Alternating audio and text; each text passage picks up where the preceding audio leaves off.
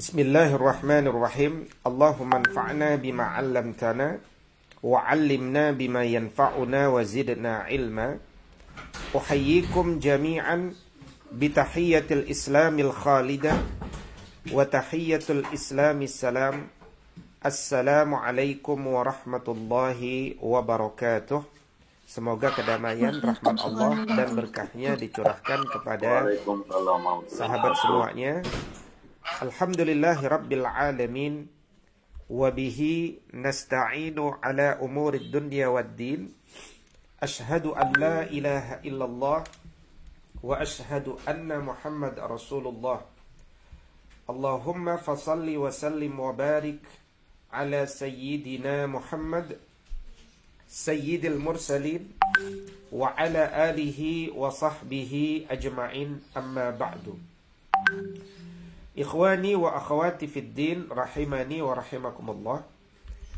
Materi yang akan kita sampaikan pada pagi hari ini berjudul akhlak dan implementasinya dalam melakukan riset dan membuat karya tulis ilmiah. Tentang akhlak kita sudah mengkaji dalam berbagai dimensinya. Namun pada pagi hari ini lebih kepada implementasi dalam melakukan riset. Riset itu artinya penelitian. Dan implementasinya dalam membuat karya tulis ilmiah. Karya tulis ilmiah berarti karya tulis yang ditulis oleh pribadi seseorang dengan memperhatikan kaidah-kaidah ilmiah yang telah disepakati secara universal.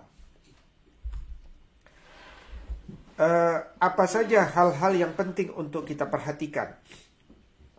Langkah-langkah substantifnya ketika kita menulis riset dan penelitian ilmiah, temukan masalah yang akan dibahas. Karena setiap tulisan itu mudah-mudahan menyelesaikan sebuah masalah dalam kehidupan kita. Karena sains adalah ilmu untuk hidup, maka tentu ada masalah dalam kehidupan. Karena itu setiap masalah diselesaikan bukan dengan hawa nafsu, tapi dengan ilmu. Dan ilmu membutuhkan pemikiran. Yang kedua, pastikan bahwa masalah yang akan dibahas itu adalah masalah yang bersifat umum, bukan masalah pribadi. Ya. Maksudnya apa? Masalah yang dibahas itu memang menjadi masalah publik.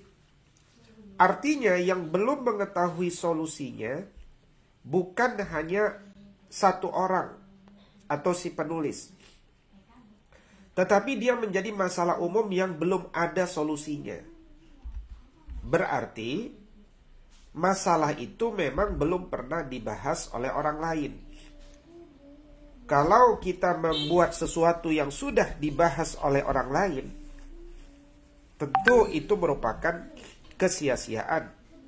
Kecuali apa yang kita bahas itu adalah sesuatu yang melengkapi, melanjutkan, atau untuk tujuan fokus yang berbeda. Jadi judul boleh jadi sama dengan tulisan sebelumnya, tetapi tujuan fokusnya berbeda. Dan tentu kajian seperti ini akan membuat lebih komprehensif dalam hasilnya. Sehingga terjadi kerjasama antara mahasiswa atau antara penulis atau antara peneliti. Berikutnya, gunakan teknik penulisan yang telah disepakati secara universal di dunia, supaya tulisan kita dikutip dengan baik juga oleh orang lain, dan agar tulisan kita dihormati oleh orang lain. Karena kecerdasan manusia hari ini salah satunya diukur dengan kerapihan daripada cara menulis. Berikutnya, gunakan sumber-sumber yang otoritatif. Seperti apa sumber-sumber yang otoritatif itu?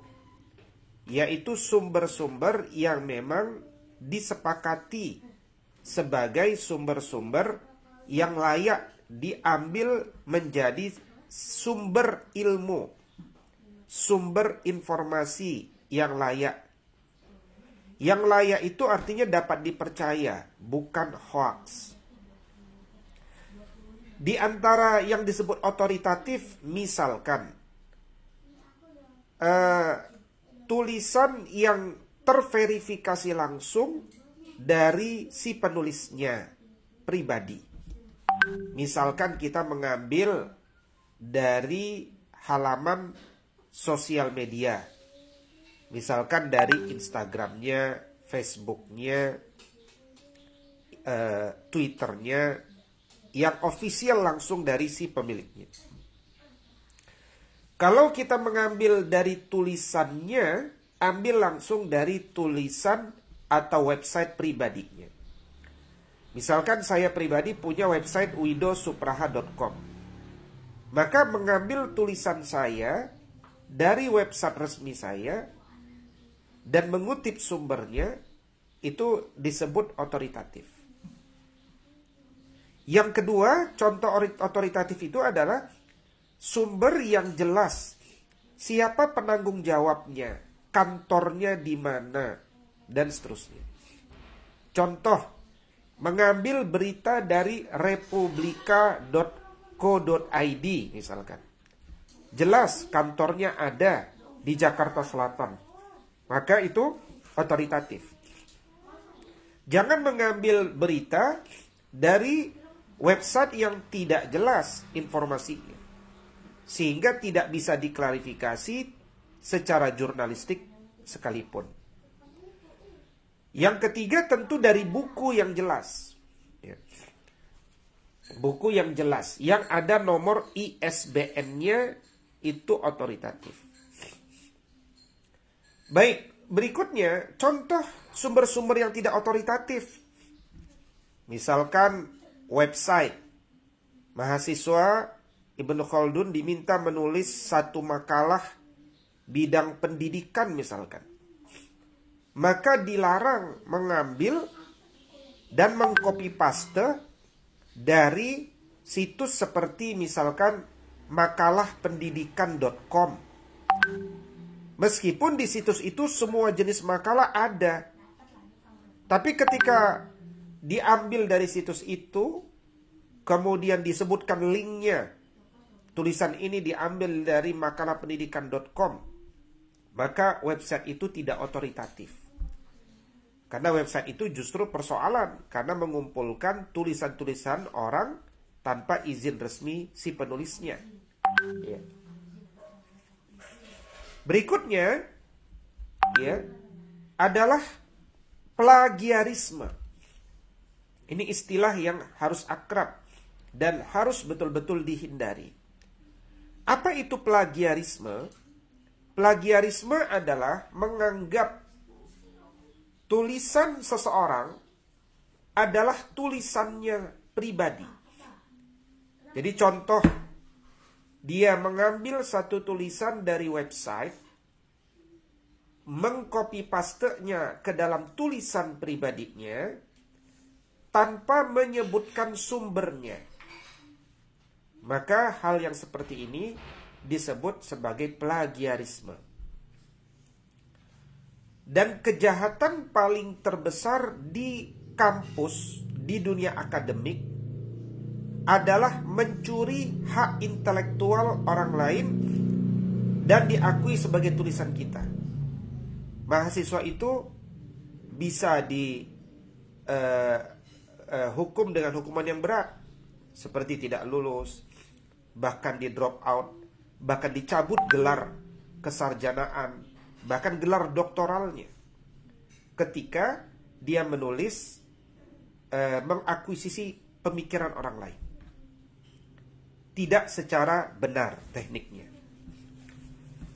Tetapi plagiarisme itu masih bisa diakomodir 20%. Nanti ini bisa dicek persentase ini melalui plagiarism checker, software atau aplikasi atau website yang ada di internet untuk melihat sejauh mana jumlah kutipan.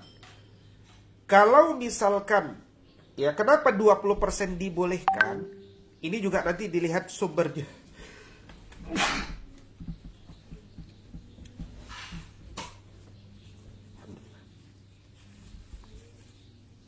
20% ini adalah untuk mengakomodir seperti ayat-ayat Al-Quran, teks-teks hadis,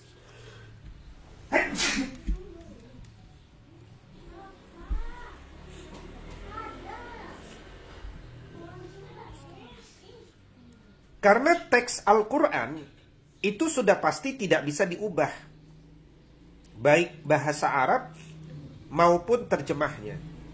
Maka kalau mahasiswa mengutip ayat yang sama, sudah barang tentu oleh aplikasi dianggap sebagai plagiarisme. Nah, karena itu dia plagiarisme yang apa namanya? Yang sifatnya dimaklumi. Tetapi jangan sering-sering mengutip. Karena itu nanti dia tidak boleh melebihi 20%. Bahkan dalam tulisan jurnal, kalau buku mungkin gak ada masalah. Kalau jurnal karena halamannya terbatas, ayat-ayat Quran dan hadis itu tidak perlu disebutkan teksnya, tapi cukup nomor surat dan nomor ayat. Jadi nanti pembaca yang akan melihat langsung teks Al-Quran dan hadis tersebut. Baik, ini beberapa langkah-langkah substantif yang penting untuk difahami. Dan itu bagian daripada akhlak. Orang yang tidak beragama Islam sekalipun, seperti orang Barat, ateis, agnostik, mereka mampu menghormati proses ini. Tentu saja kita sebagai seorang muslim harus menegakkan akhlak ini. Dan ini salah satu bentuk implementasi akhlak yang sering disalahgunakan dari mahasiswa. Ya.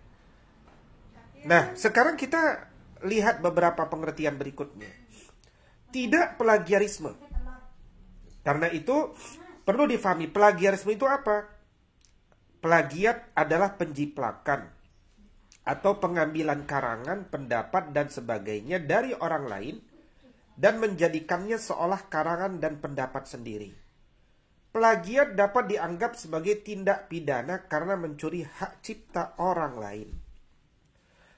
Perhatikan satu, teknik menulis, teknik mengutip, teknik menggunakan gambar, dan pastikan ada penulis dan editor.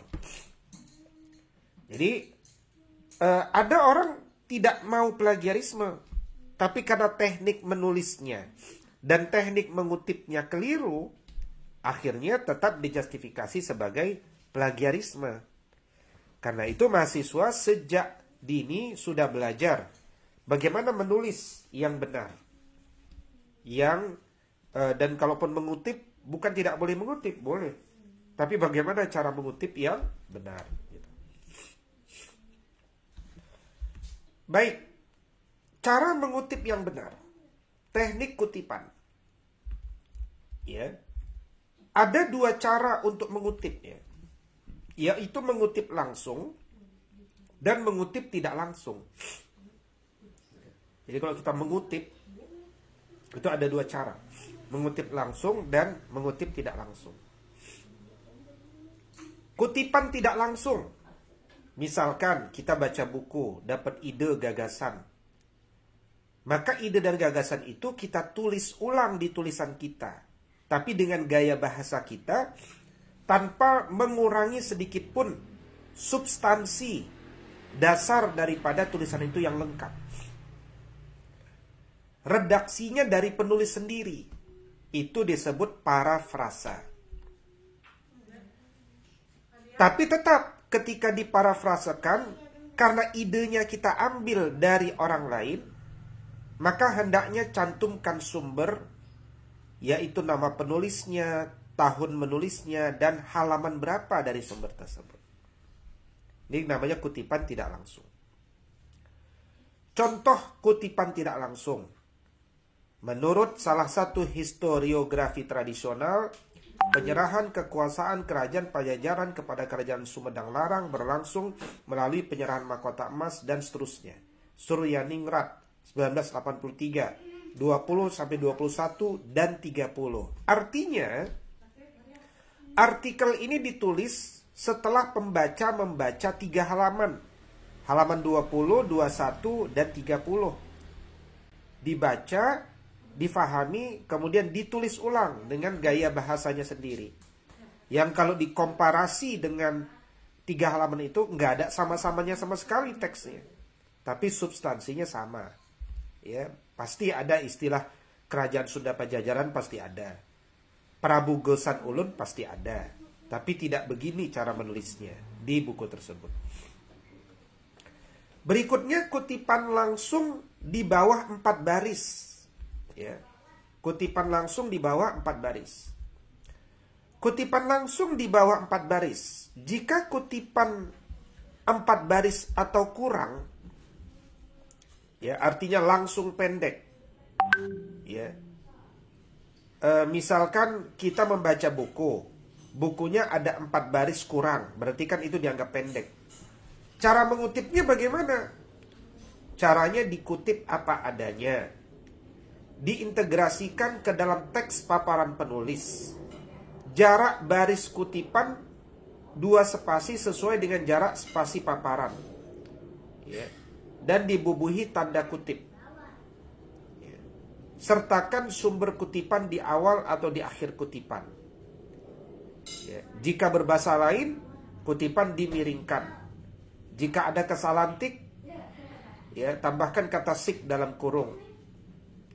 Jika ada bagian kalimat yang dihilangkan, ganti bagian itu dengan tanda titik sebanyak 3 biah. Jika yang dihilangkan itu ada sebanyak 3 buah. Jika yang dihilangkan itu ada di awal atau di tengah kutipan, dan 4 titik jika di bagian akhir kalimat. Ya. Jika ada penambahan komentar, tulis komentar tersebut di antara tanda kurung. Ya. Ya, kita ulangi lagi. Jadi kalau yang dikutip itu teksnya 4 baris atau kurang, maka kutiplah apa adanya. Ya, apa adanya langsung dikutip. Yang kedua, dimasukkan ke dalam teks paparan penulis. Ya, dimasukkan ke dalam teks paparan penulis. Jarak baris kutipannya sama saja. Artinya kalau misalkan tulisan itu 1,5 spasi, 1,5 spasi, nggak ada perubahan. Kalau dia 2 spasi, ya 2 spasi. Ya, hanya saja bedanya kalimat yang dikutip itu diberikan tanda awal dan akhir dengan tanda kutip. Ya, tanda kutip di awal dan di akhir kutipan. Kemudian sumber kutipannya ditulis. Ya, misalkan penulis 2012.2 100 itu halamannya. Kalau yang dikutip, misalkan kita menulis bahasa Indonesia, yang dikutip bahasa Inggris, maka kutipannya adalah miring. Kecuali bahasa Arab tidak perlu dimiringkan, karena sudah berbeda. Kemudian kalau ternyata kalimatnya banyak sekali, kita ingin kutip 4 baris saja, atau kita ingin menghilangkan bagian tertentu tanpa menghilangkan substansi, maka kasih titik 3 kalau di tengah, titik 4 di akhir. Karena titik 4 itu berarti titik 3 ditambah titik akhirnya itu sendiri. Ya. Nah, kalau mau ada komentar dari penulis atau tambahan dari penulis, boleh. Ya, diberikan tanda kurung di sana. Nah, ini kira-kira supaya kebayang ya. Nah, ini contohnya. Ya. Ada beberapa pendapat mengenai hal itu. Suryaningrat 1983, 20, 21, dan 30 mengatakan, mengatakan, koma, tanda kutip, menurut salah satu historiografi tradisional seterusnya sampai kerajaan Sunda. Ya, ini contohnya. Baik, berikutnya kita masuk pada kutipan langsung yang lebih dari 4 baris, berarti panjang. Kalau kutipannya lebih dari 4 baris disebut kutipan panjang. Nah, untuk kutipan panjang, 1. Dikutip apa adanya, sama. 2. Dipisahkan dari teks paparan penulis dalam format paragraf di bawah paparan penulis. Jarak baris kutipan dia harus 1 spasi. Ya. Jadi berbeda dengan tulisan yang lain. Kalau tulisan umumnya 1,5 spasi atau 2 spasi, kutipan ini 1 spasi saja. Kemudian sertakan sumber kutipan di awal atau di akhir kutipan, sama seperti yang tadi. Ya, jika berbahasa lain juga dimiringkan, sama. Ya. Contoh kutipan, nah ini seperti ini. Mengenai pentingnya penelitian di lokasi tersebut mengatakan sebagai berikut, titik 2. Ini 1,5 spasi. Nah, penelitian dan yang di bawah ini kutipan nih. Kutipannya ini itu hurufnya dibuat rapat 1 spasi. Ya, bahkan boleh misalkan dia dibuat font yang berbeda. Misalkan kalau biasanya 12 poin, kutipan ini katakan 10 poin. Nah, itu boleh, ya. Baik, berikutnya pengambilan gambar ini penting. Jangan sampai kita mengambil gambar yang sebenarnya tidak boleh diambil, atau ada hak ciptanya, ada lisensinya. Sebenarnya kita bisa mengambil gambar itu dari banyak sumber yang memang memberikan gratis di internet. Ya. Contoh ini situs pexels.com. Di sini ada gambar yang ada lisensinya, artinya harus bayar. Ada gambar yang gratis. Nah, itu kita bisa mengambil gambar yang gratis, nggak perlu disebutkan sumbernya, nggak ada masalah. Ya. Ini dari Pexels contohnya. Atau kemudian mengambil gambar sah dari Pixabay.